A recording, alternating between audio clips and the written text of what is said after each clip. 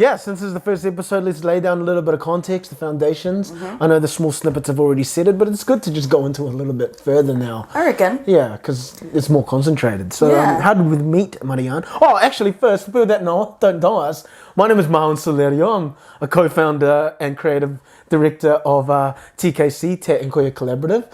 You want to introduce yourself? I'm Marianne Infante, and I am the other co-founder and creative director of TKC.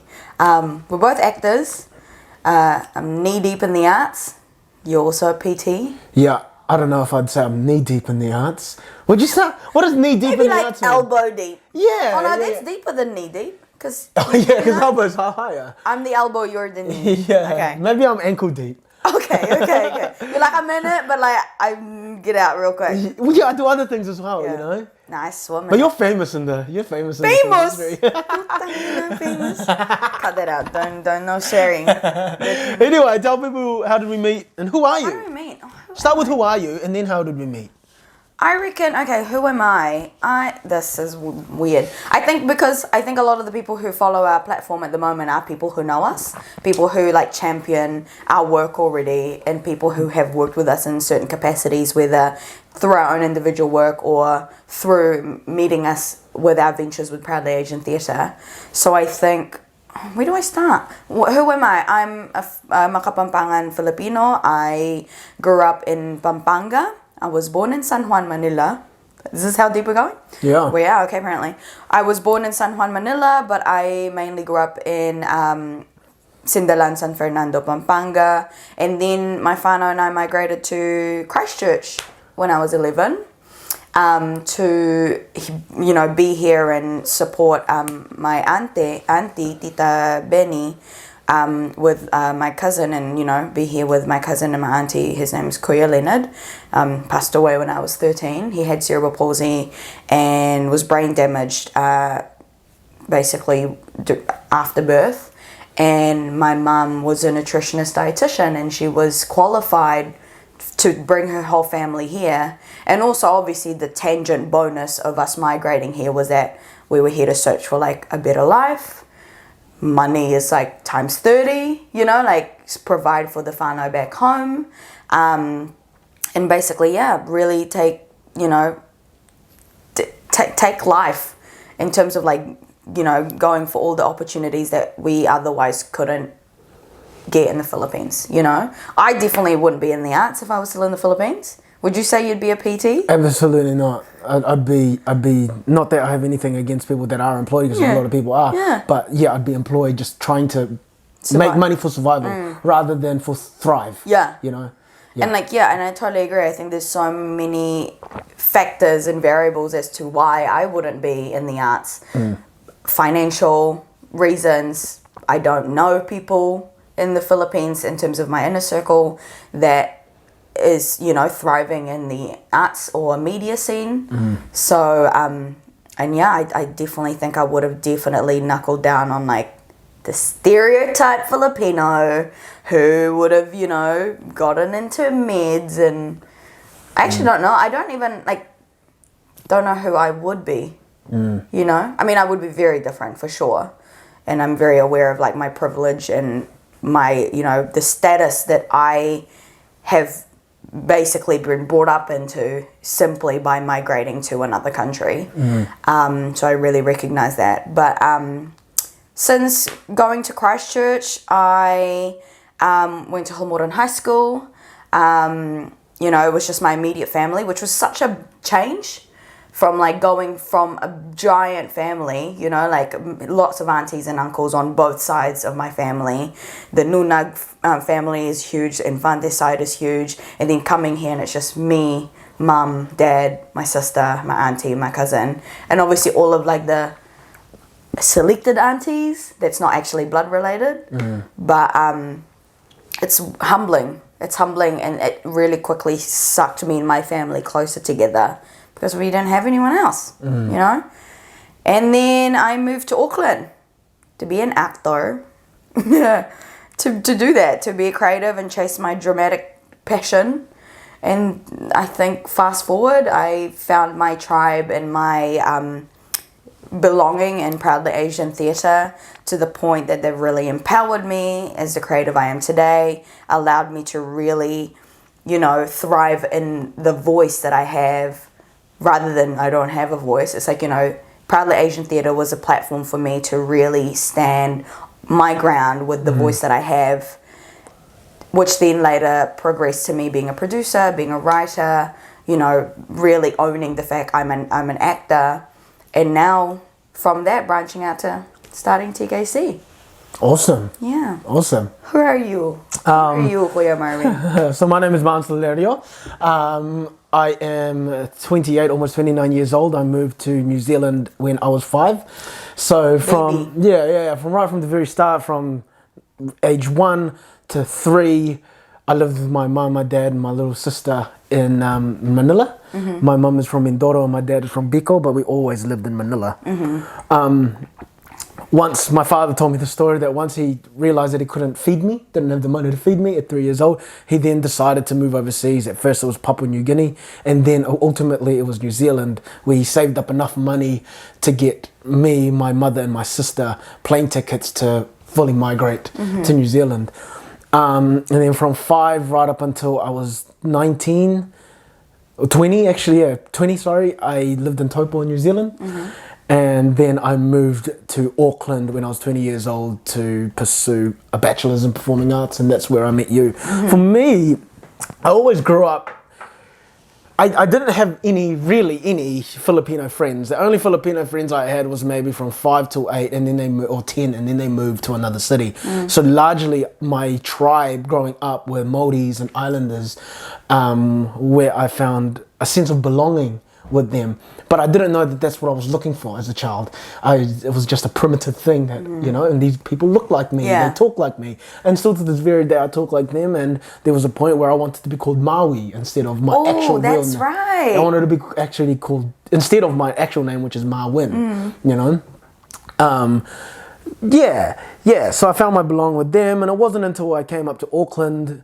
But the reason why I wanted to be called Maui was, I was ashamed to be Asian. Like I didn't have any other Asian people to look up to or be friends with. So why would I want to be the only one? So that was the same with me. I mean, like growing up in Christchurch as an Asian, as a brown Asian, I was the same. I mean, the population in my high school was pretty diverse, and I was like, now looking back to that, I was like, I'm actually quite proud of how diverse that school was.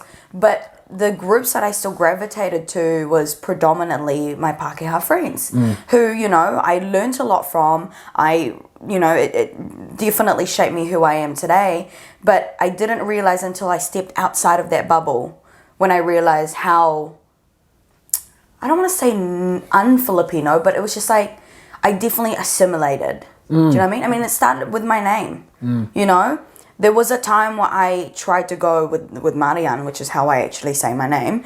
But people, when you have to repeat your name 3-4 times just so people can get it right, get who you are right.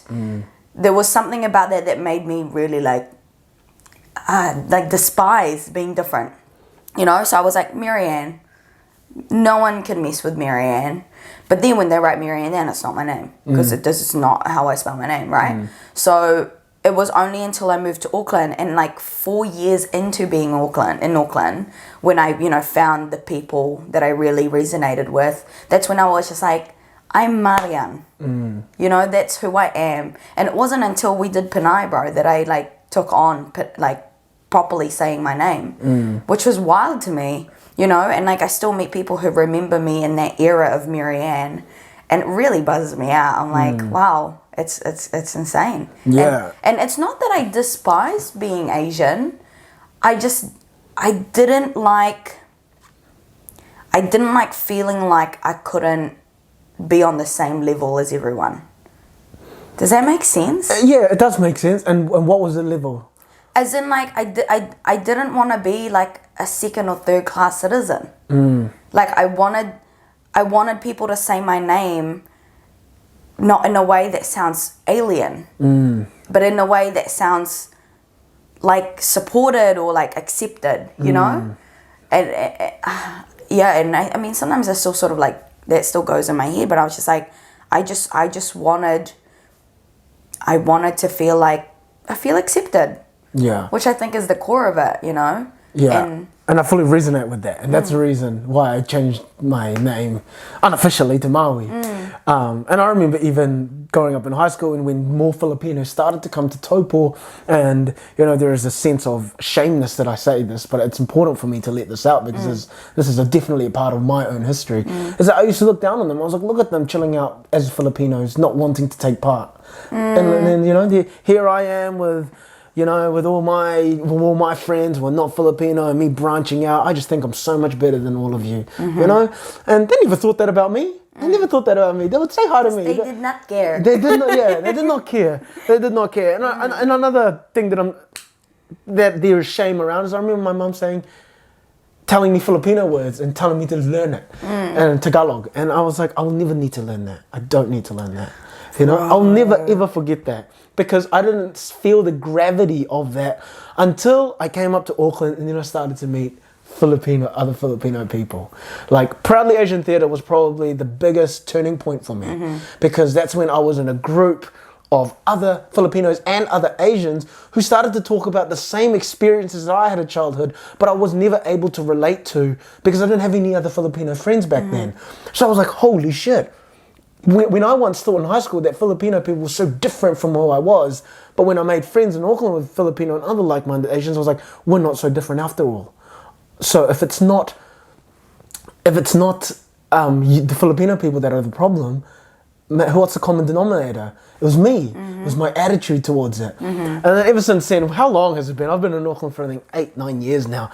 It's been a journey of letting go of all the shame that I once had.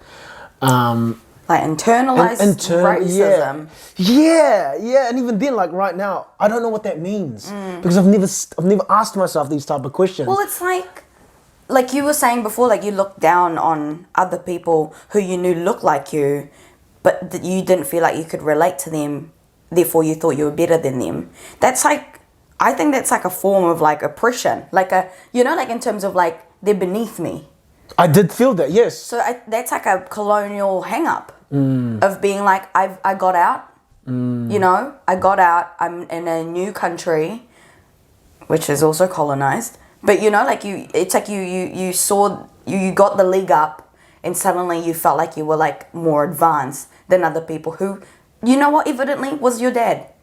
Yes. Worked really hard to be here to raise you so you can survive. And I think it's really important as well to like highlight that sense of like, you know, when you see a group of community together who are so tight-knit within each other, that's just like the survival. But your form of surviving is not being in that group. Which is like wild. Yeah.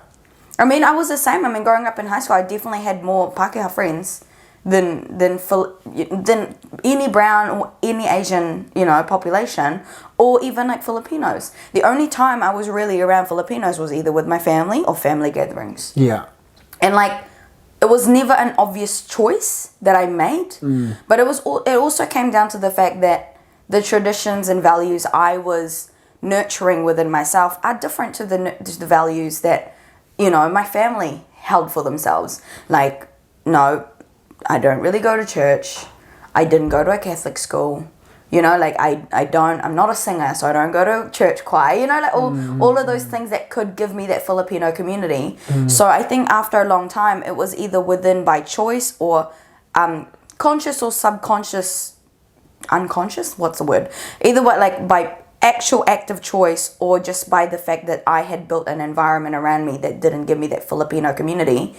I became really alienated to the Filipino community. And the fact that I have an ear, like people, the other thing that always gives me hang up is my accent, our accent. It's like, oh, you don't have the Filipino accent. You know, you've been here for a long time, huh? Were you born here? And I'm like, no, I'm fluent in Tagalog. I'm fluent in Kapampangan. But because I have this amazing talent where I can hear accents and my ear is so in tune to it, which absolutely helps me in my career.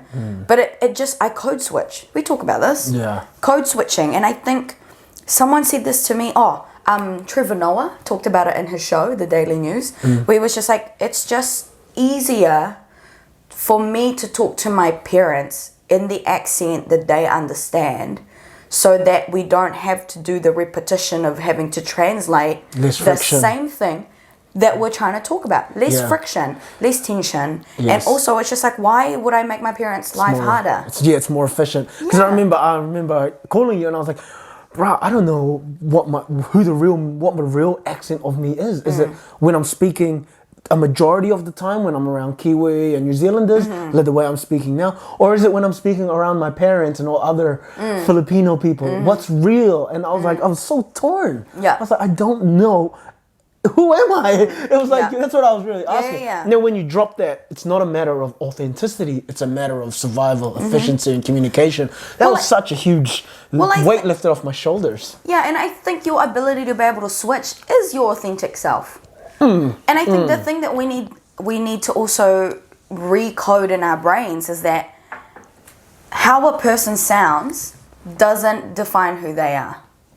Do you know what I mean? It's the same with like a masculine voice or like a more feminine voice. That doesn't make them a masculine human being, or that doesn't mean they have to be masculine. They might just have a deeper voice, but is incredibly feminine. You know, like me being able to switch between the accents so naturally, that doesn't make me any less Filipino. You know, if anything, it makes me a chameleon. You know, I can talk to you in whatever feels comfortable, right?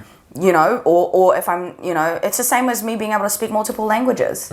It just sounds different. Yeah. You know, like I don't know why we have to make our lives so much harder when we have the skills to uplift the other person. And by uplifting, I mean there's something really satisfying when you hear someone who sound like you. Yeah. And it makes you feel seen. It makes you feel heard, and it makes the connection like streamlined. Do you know what I mean? Yeah, I do know what you mean. Yeah, for me, this is one of the biggest reasons why I wanted to, start TKC with you, is because in the same avenue and same journey that Proudly Asian Theatre gave me to really find out who I am through conversations with other people and stuff like that, I was like, okay, now I can be a co-leader of something. And all I'm really doing that I envision myself with TKC is because there's a platform right in front of us. I have a platform where I can invite and meet other Filipino creatives from all far and wide and figure out who I am by having conversations with them. And it just sounds like to me, all I'm doing is just documenting the journey.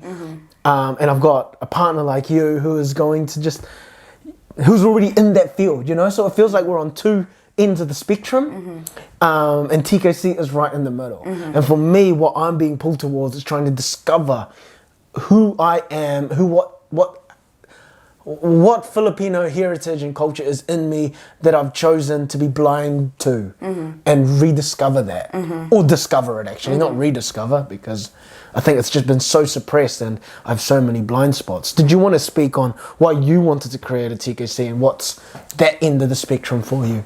I think it's, you know what, strangely, even though it seems like we are on different scale of how Filipino we think or know we are, or how much we know about being Filipino, I'm still very much the same as you. I think as someone who feels like I'm constantly trying to introduce myself in the Filipino community, I think I'm trying to come home to what that means for me, rather than what it means for the general population, you know? Because I think this platform, or even just this conversation now, is what is missing in society at the moment, is having the conversation, or the hard conversations, to confront our biases, confront the things that we either know or we didn't know we've been running away from, and the choice to actually actively go and find answers, to actively go and make that shift happen, not just within yourself, but within the people you are talking to. And I think that's so important, because if the conversation doesn't happen, we're all just going to continue being in our secluded little areas, lost You know, well, lost at the same time, but how incredible is it to find another lost soul or another lost person and have the journey of satisfaction to like going for that, you know? And I think at the end of the day, regardless, I'm never going to question how Filipino you are based on how much you know about the Philippines. I don't know squat about, I mean, you know, Filipino history. I would love to know more. I mean, last time I studied that when I was like grade 3, you know, before I left the Philippines. But also at the same time, I'm also discovering now that most of the things we were taught in the Philippines are also through a colonial lens, like Western lens, you know, growing up in the Philippines. I mean, you moved here when you were 5, but studying the Philippines, I remember being told to compulsorily, that's not a word, to be forced to only speak English at school. Because that is the language they wanted us to speak. Which was, at the time, I was like, yeah, of course I want to learn how to speak English, you know, like, but I was like, American English, but also that meant everything we were talking about was from the English point of view. And there were a lot of, you know, Filipino roots or indigenous beliefs and systems that cannot be explained by English. Like the word kilig. Do you know the word kilig? No. There's no English word for it. The closest we can get is like butterflies. But what sappy shit. Like kilig is like, for me, the way I would describe kilig is like bone deep butterflies. It's like when every part of you is just oozing with happiness and like romanticness, and you just like want to squeal with passion. Like, you know, when you see the two people you've been watching on, I don't know, your soap opera, and they finally fall in love and get together, and you're just like wow, there it is, and you're just like, oh my god, you're just like shipping the crap out of them, and you're just overwhelmed with joy. That's kilig for me, you know. Like, or you know, the scene in Panay when Seth and Alex finally have that kiss outside Pack and Save, and everyone was like, ah, you know, that's kilig, you know. And sometimes I still go back and watch the footage of Panay, and I hear the audience, and I'm like, man, the feelings of all of these, like the audience was predominantly Filipino, and I was just like, they understand where I'm writing from. You know, people can feel what I'm trying to put down on the page and what James directed on stage, but the Filipinos in the room know exactly the kind of romanticism I'm trying to aim for. Yeah. Because we come from the same roots, you know? And there's nothing more satisfying than writing from such an authentic place and have that be received by your people. Yeah. Do you know what I mean? I do know what you mean. And just off the back of language, you know, I understand that this has been a real big driving component and motivation for why you created Mekeni. Did you want to elaborate on what is it about the language that you wanted to really highlight, and why you chose Mekeni to be the platform for that? To be honest, when I wrote Mekeni, I didn't think about the language wasn't the main reason. The language became like the substance of the first idea. The initial concept of Mekeni was I had this conversation with my mum, with Mama, and we were talking about, like, you know, the idea of like, what would happen if Mama or Papa passed away? What would it look like if my mum passed away before my mum, or if my dad passed away before my mum? Life would be so different if, you know, one of them left before the other one. Just because the dynamic between the two of them are very different. They hold very different values and purpose in the household. Not just talking about like stereotypical like patriarchal system in the household of like the man bringing the bacon home and the woman doing all the housework, which is trash. I'm talking about the fact that I was always raised in a very matriarchal, wow, what are words today? And like woman-led households. You know, if it's not my mum, it's my titas. If it's not my titas, it's the lolas, you know. And then it made me think, I was like, yeah, what would happen when the head of the house, you know, which, I mean, obviously I still see that as both of my parents, but it's like that saying of, have you heard that saying, which actually our mate Alyssa Medell was the one who shared this with me, of like the dad is the head of the house, but the mum is the neck that turns the head. Do you remember that? Yeah, I do. it's just what happens when their neck goes. How the head won't turn. Yeah, it's got nothing to sit on. It's got nothing to sit on. But then I also, my whole idea or the way I perceive love or romance was 100% from how I see my parents' relationship. I honestly don't think relationship would exist or is real if it wasn't by the love my parents has shown as an example to me and my sister. Like unconditional love. And that doesn't mean perfect. That doesn't mean it's like roses and daisies all the time. But it's real, it's messy, it's tangible, it's honest. Do you know what I mean? So I'm like, what happens if one of that goes away?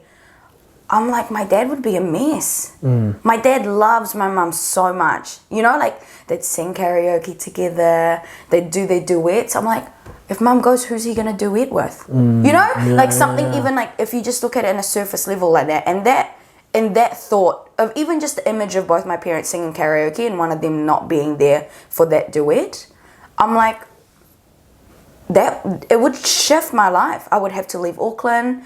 I would go to be with my dad. So I can support my dad, help him figure out all the passwords to everything, where the bloody documents are. You know, and that's not to say that my dad is useless, because he's absolutely not. My dad is a hard-working man. You know, he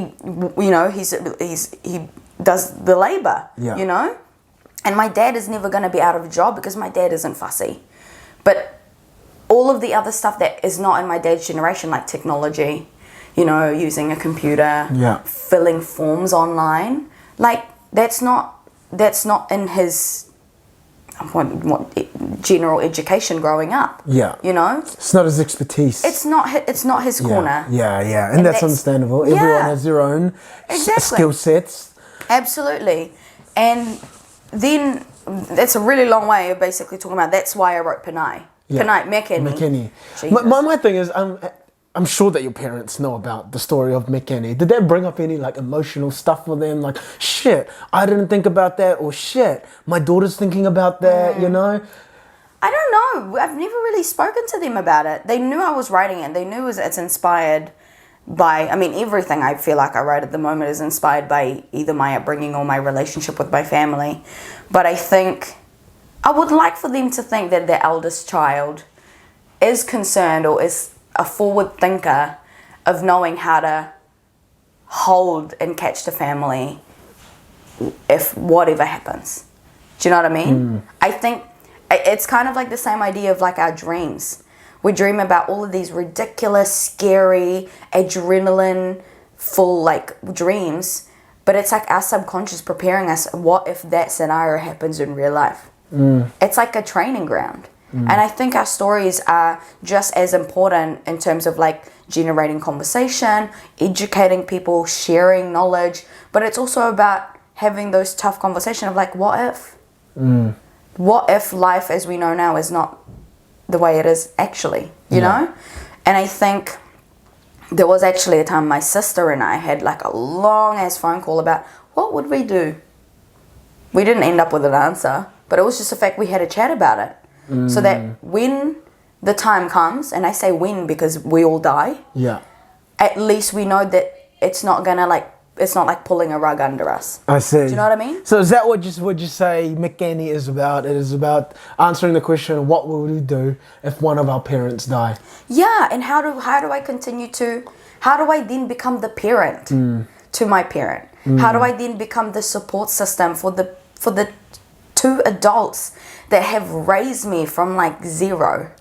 So I've read the script, and I really don't want to go into it too much because it's in post-production right now, and I really can't wait. I've read the script and I did cry. It is so beautifully written, and beautifully written with the words that you use, but also because I asked myself that question. Because my parents are also a team. There are things that my mother does that my father would struggle with, and vice versa. And for me as well, one of my structural pillars of why I do the things I do is because of my parents. And to think about them leaving, and of course these thoughts have come because I am realistic to the point that nothing lasts forever. And ultimately they will pass on to their next life. It is hard. It's hard, you know. It's a hard question. Yeah. I don't want to cry. It's the first episode. Let's just I expect nothing less. So yeah. You know what? I also just want to add. You know, when you're in the process of discovering something, whether it's an idea or a story, it builds from that. When I started writing the story, it stemmed from my love for my parents. Absolutely. My love for the fact that I will always be there for my family, no matter how different I am from them or no matter how on par I am with their beliefs or not. But I think the second part of that journey became the language, but also became our responsibilities as tauiwi or as other settlers in New Zealand. What does that mean? What does that mean for us who is finding home in a space that's not ours? I just had a breakthrough in my head, right? Oh, Sorry to get it out. just get it Get out. it I out. just had a breakthrough in my head because all the way growing up, especially in my friend groups, I loved bringing my Pākehā Māori and all my friends to meet my family. Come taste my mum and dad's cooking. Come see my family because I knew that our family was special in the area of family comes first. You know, because I didn't have many Filipino friends, I knew that my friend's family is always broken up. He has to go to mum's house and dad's house. For me, I was always so proud to show off my family and my Filipino values. And the breakthrough I just had was that I wasn't ashamed of being Filipino. I was ashamed of being different. Because I couldn't have been ashamed of being Filipino because I wanted everyone to come see it. I invited people to my house, come meet my mum and dad, come hear my voice when I speak to my parents, you know? It's just the content I wasn't afraid of, the context with everyone else I was ashamed of. So it's different. But I wasn't ashamed when my best friend, who was white, loved adobo. I wasn't ashamed of that. bro. If anything, come take some home. Yeah. Anyway, that was a little bit of a tangent, but I needed to get that out of my head. Amazing. Yeah. I'm proud of you. No, but that is absolutely it. I think, that's why we made TKC. It's to do exactly that. Come see us. Come see our stories. Come hear our reo. Come eat our food. You know? So and you know what? The way Filipinos are so hospitable. And the way we do that is feeding people. Yeah. Always.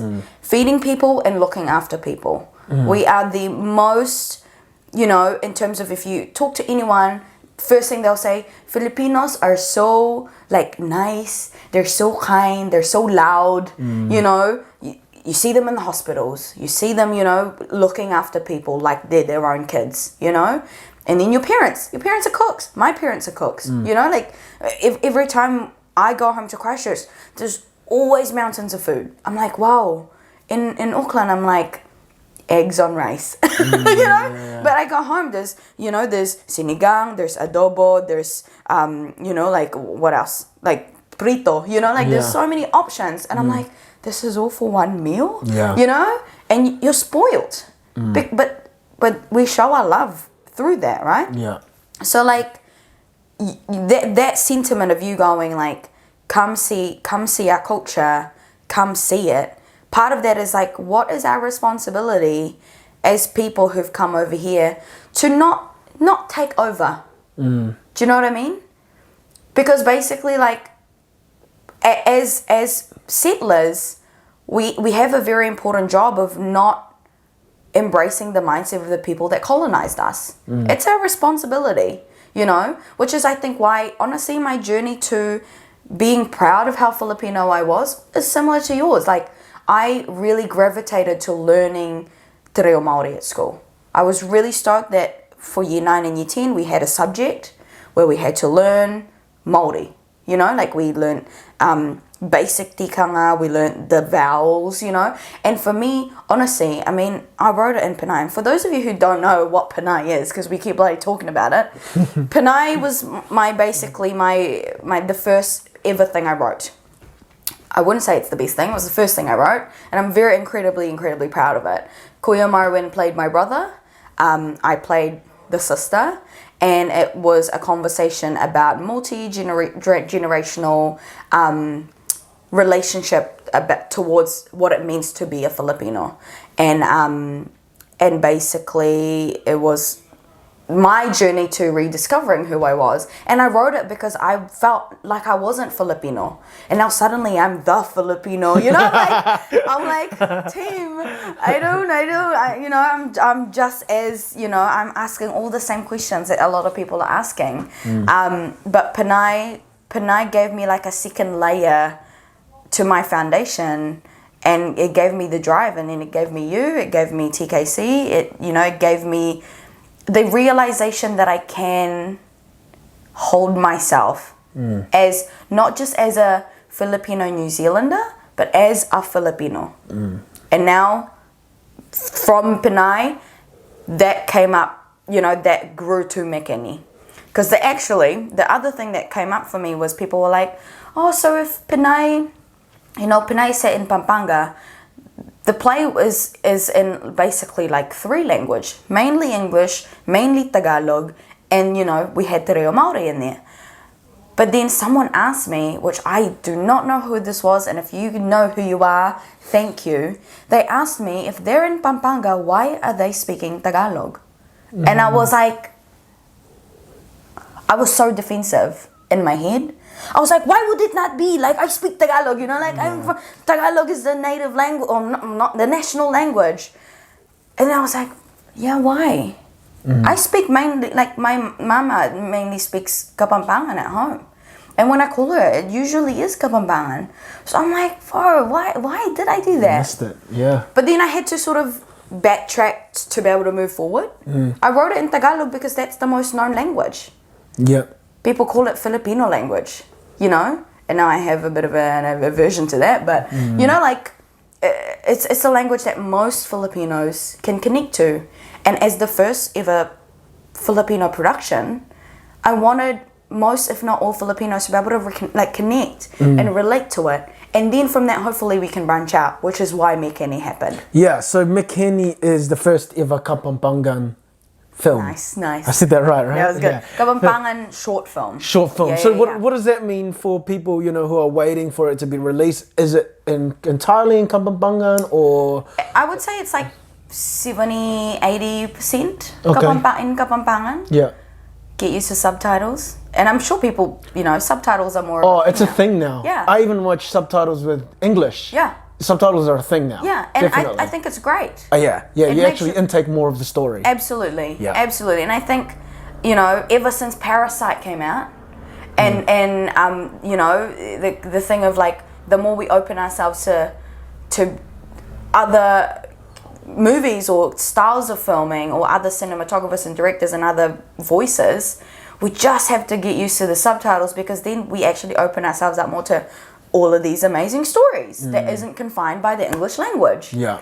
And the reason I wanted to write it in Kapampangan is because the voice in my head when I was writing it is Kapampangan. So why would I translate it any differently? And it comes from the seed of your parents, Yeah. right? Who are Kapampangan. And I think there are certain attitudes and flair of the Kapampangan language that no other language has. I can easily tell if there's a Kapampangan in the room just by the way the melody of their voice goes. Yeah. It's like we're having a fight even though we're just having a laugh. Yeah.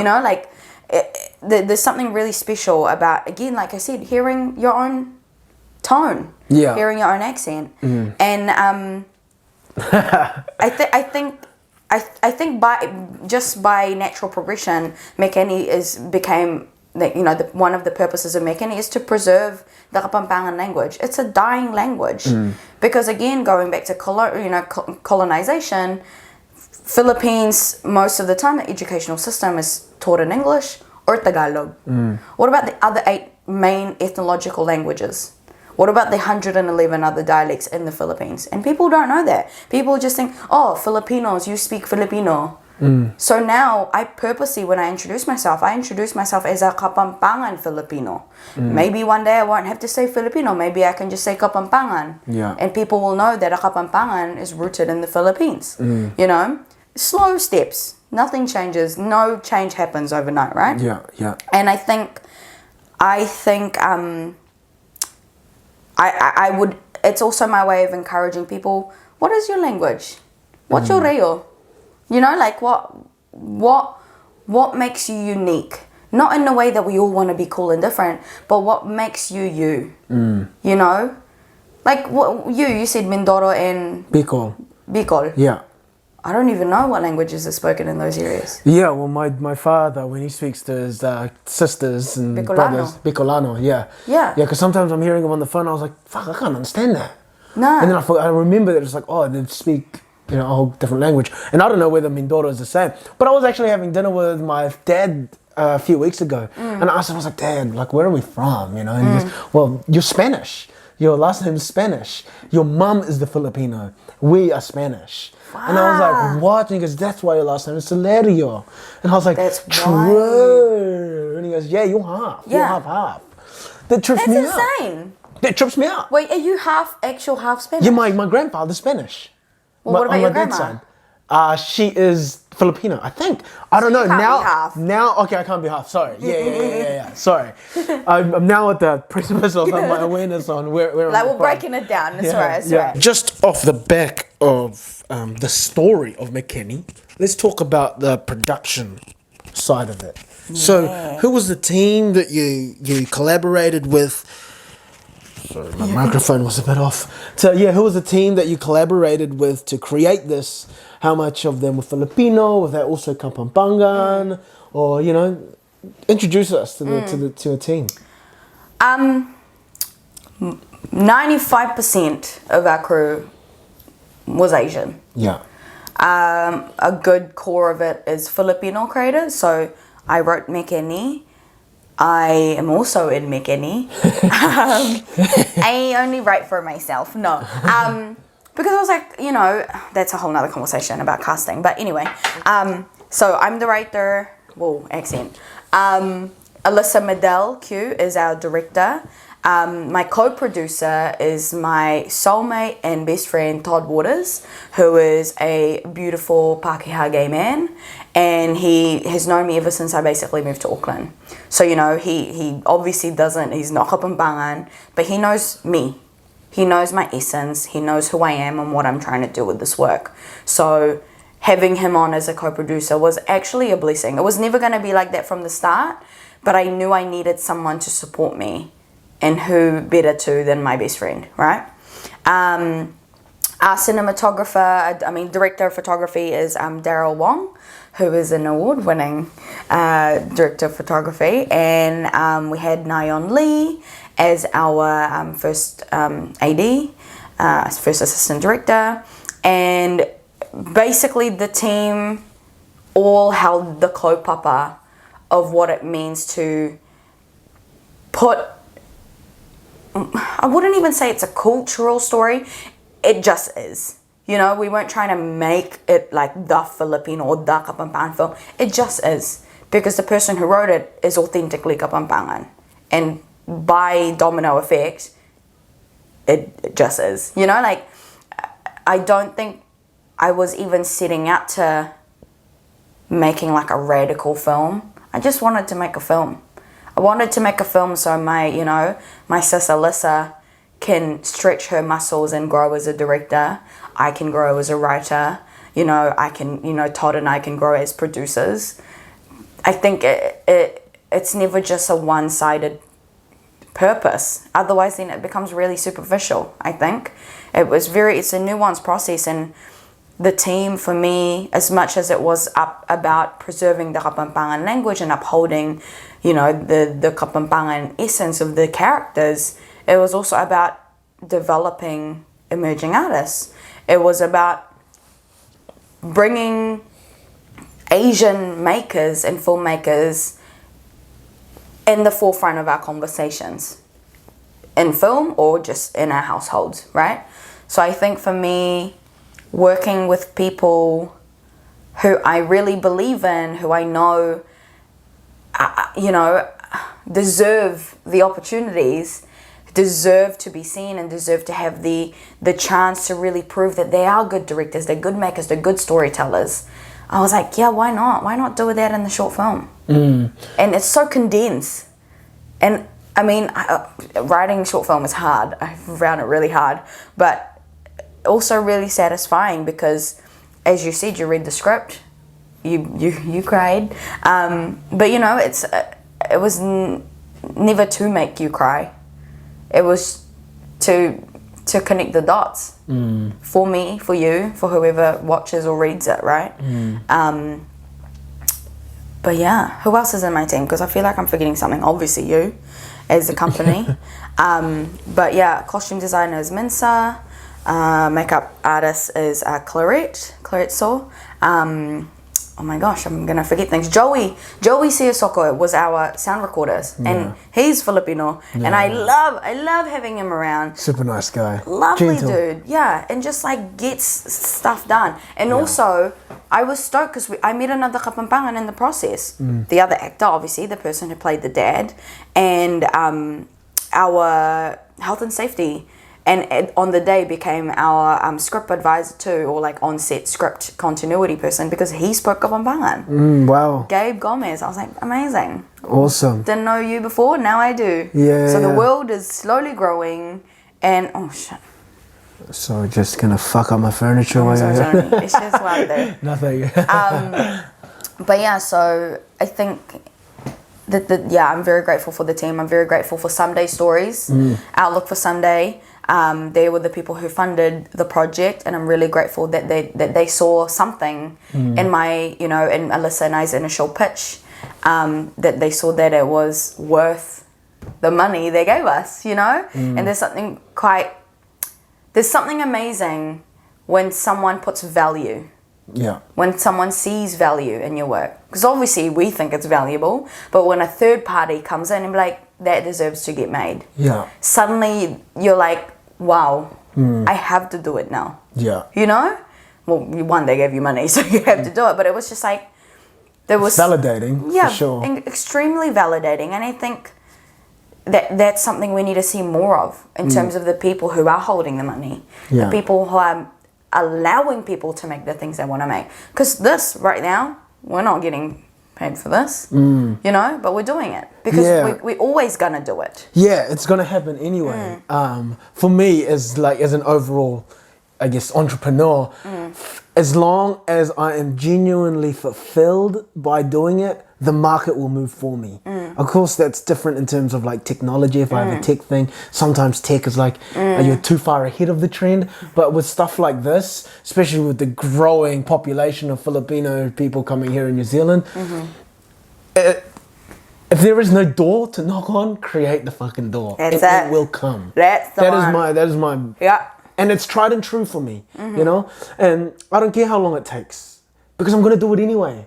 Because it's what I'm interested in, it's what I enjoy, it's what I'm curious in. So instead of bottling it up, even if I get one person to listen to this episode, 10 people, 100 people, 200 people, I was going to do it anyway. It's just great that you're coming on board with me, you know? And yeah, I just think if I focus on the trajectory of my vision and my love and my passion, money will come, and it always has in that sense. Money will come and go. Yeah. So, you go on, because I was going to move on. I was just going to say, you know, the first time the first time it seeded to me that I was like, I'm going to do something with Guya. Do you remember when we went to a Filipino bazaar market thing? It's like East Auckland. It was to promote Penang. Oh, yes. Yeah. The moment that was so golden for me was when the Tinikling crew came on, and you watch actual Tinikling like dance crew perform Tinikling in front of you, and you were just like in the front leaning on your seat, and you were just like so amazed. It was like that sparkle and joy in your face and in your eyes that I was just like, it's really heartwarming and inspiring to see someone discovering who they are. Or not even like, even if you didn't understand it, but the amount of like joy that you were just like, whoa, this is buzzy. Or like you didn't even have a word for it, but you were just like, whoa, this is the Nickling, you know? Because it was in the play and you were like, I've never really done it before. And then you watch it in front of you and you were just like, whoa. Yeah. And I think for me, I was like, that's all I need. That was like the most I was just like, I wish I'd filmed it. Yeah. It was one of those moments it will be in my head for a long time. Yeah, and for me, it's those moments that drive me to keep asking, where the fuck are all my brothers and sisters? Yeah. You know? Yeah. Yeah. So when do people expect to see Mekeni? Where can they see it, view it? Are you allowed to talk about this? I think so. Hey. I think so. I mean, it will be released in a few months. Okay. I want to say August, September. You'll obviously know through TKC's Facebook page and Instagram. And it'll be released through Sunday Stories. So they will be looking after the initial distribution of it before TKC can do something. Gotcha. Individually, because there are other short films that are being produced and supported by Sunday Stories. Beautiful short films are about to come out from that initiative, and I can't wait, and I'm really stoked, and I feel really honoured that Mekeni is part of that collective of makers. Some incredible storytellers coming through Sunday Stories, again, by just having the opportunity to do it, the financial support to actually be able to take lead and champion our own voices. It's magic. Yeah. Yeah, 100%. And it's so great to have, such an authentic story and work being the first one for TKC. And moving forward, what to look out for in the future with TKC are conversations just like this one with other Filipino creatives, entrepreneurs, just anyone in that field. You don't necessarily need to be an artist to, as we said before, it's about really broadening our connections with the Filipinos that are here in New Zealand. So it's we look forward to bringing other Filipino people in Aotearoa to come forward and join this platform and conversation. People who share our kaupapa of discovering what it means for them to be a Filipino, and in whatever way that they're expressing that, whether whether you write stories, whether you make music, whether you cook, whether we make ice cream, whatever. I think I'm just really excited to give space and take space as Filipinos in New Zealand. We've been around for a long time. And I think it's well overdue for us to feel like we have a space in this kind of platform here in Aotearoa. And on that note, if you guys have made it this far, thank you so much for listening to our first ever episode. Where can they find us? At TKC, TK Collaborative on Instagram, same as on Facebook. And we're going to be creating a YouTube especially for these long form conversations. That's right. Follow us, share our content, share our pages. If even if you're not Filipino, if you're Filipino, come find us. We're here. But if you're not Filipino, you're bound to know a Filipino.